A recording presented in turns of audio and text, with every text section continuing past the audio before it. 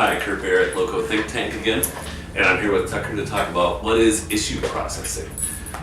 It's our primary service really at LoCo Think Tank, and it's really the opportunity to put the Socratic method to use in a decision-oriented environment for the small business leader. To kind of template it out, when we have this template here I'm referencing, the issue is X. Should I fire my sales manager? Should I start a second location? Should I acquire this smaller competitor? Should I buy a building versus lease? Should I hire an outside salesperson? Whatever the questions are, that's the issues as we put them up. The ideal outcome is what we really want to happen. I want a sales manager that really can manage themselves and manage my team and lead to increased performance. You know, I want a second location because I really think that Windsor's a great market for me.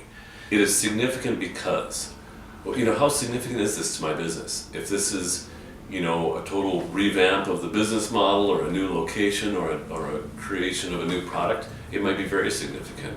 It may be a smaller decision that is going to have smaller effects. And so just helping the membership understand how this is going to impact your business regardless of the outcome or the pursuit.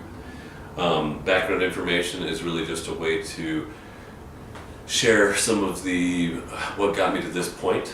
And so whether that's a staffing issue, whether it's a logistics or a development issue, you know, I've looked at these 4 software programs. Here's the pluses and minuses that I can see on them. Which one should I do? I don't know. So my options are, so as far as I can see anyway, because I look at things like this, like most of us do, I can see these 3 options for pursuing this gain. So here's the options that I can see, the direction I'm headed, what direction am I going to go with this, or at least which direction am I headed now, barring some new information or some new perspective from these members. And then finally, the help I'd like from the group.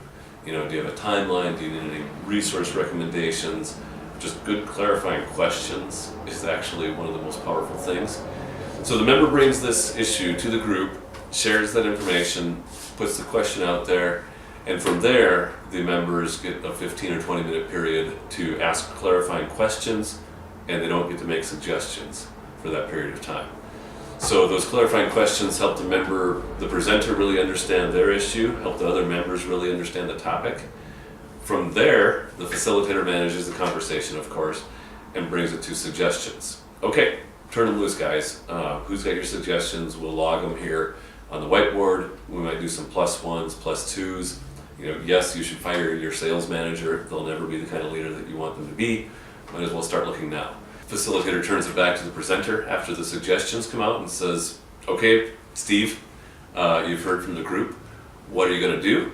What's your timeline? Do you need any resources? Do you need to sit down with another member that's done something like this just a couple years ago?